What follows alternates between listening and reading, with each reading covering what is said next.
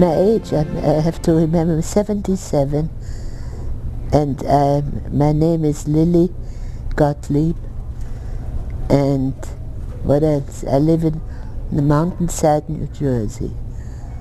Well, I was born in Vienna, and that's where I stayed till I was about 40. Lately that I have not been well health-wise, or not as well as I'd like to be. I seem to dream and remember a lot more about my early childhood than I was used to. When you were 13, what happened then in your life that changed the way things had been? Well, the Nazis took over. There was a plebiscite in Austria whether to join with Germany, and they took over. The Germans took over before it was even finished, the plebiscite. And it changed because it started little by little, and not so little by little. They started to act against Jews. And at first I remember economically there seemed to be a favorable climate, and people didn't know what would really ensue. And even in my own family, one of my uncles said to my mother, well, you can leave, but I worked very hard for what I have, and I'm staying here. How did this progress for you through the years of the occupation? Well, you probably heard about Kristallnacht.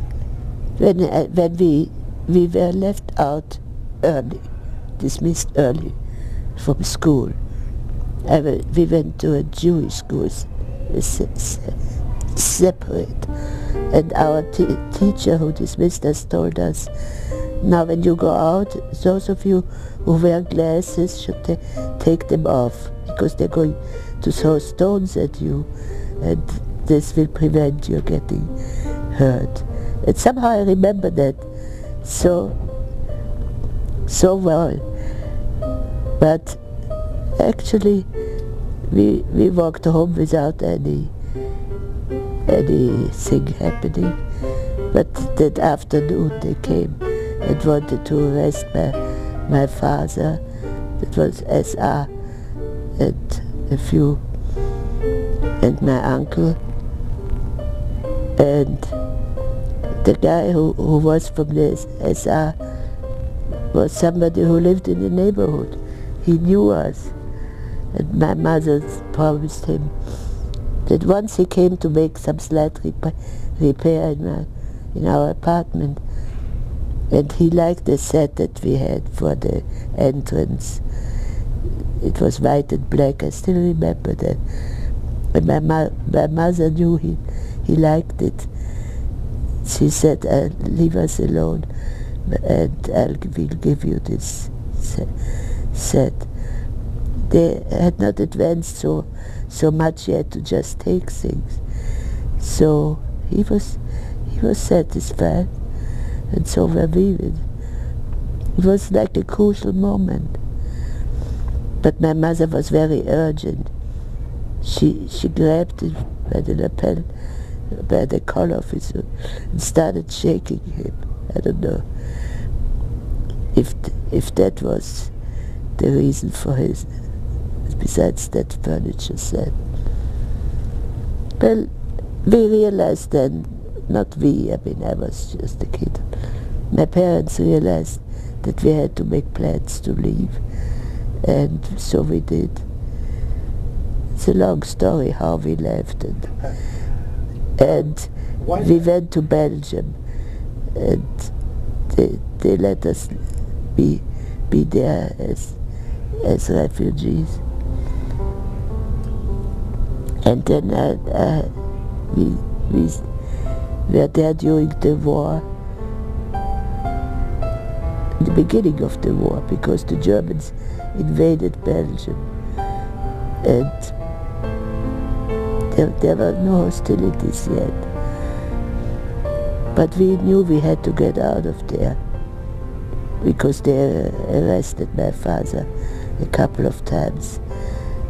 And if people had a visa to the United States, that could help them to get out of Austria. Or coming to think of it, anybody could get out. People didn't have a place to go. The Nazis were not against the Jews leaving, and preferably leaving everything behind. And then we went to Cuba, and we lived there.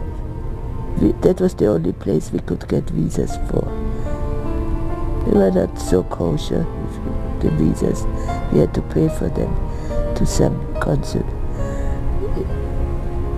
And there we were till Castro.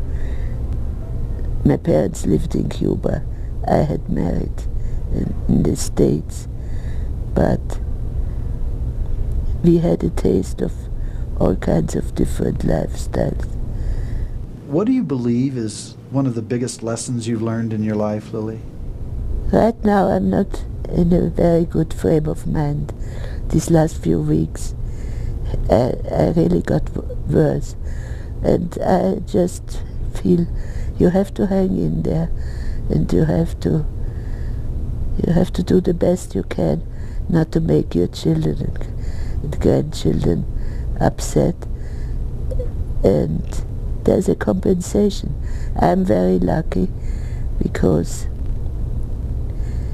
I have wonderful children and grandchildren. My husband died 3 years ago, but we had a pretty good life in that respect. What do you believe is perhaps the best thing that's happened to you in your lifetime? Having a family, children. I have 6 grandchildren. They're all here. You can have love affairs and things like that, and it's very exciting. But having a family, that's so much more. I mean, you could have both, but because this is Yael's bat mitzvah, is there anything you'd like to say to her? Yeah, Yael, I think when we talk about you, we always say you have everything. You are pretty, you're getting prettier all the time. You are sweet, you are intelligent, you are good. I would like to find some fault to make it a little more interesting, but I can't. I really can't. And I hope that you continue like this, and that you have the good luck that you deserve.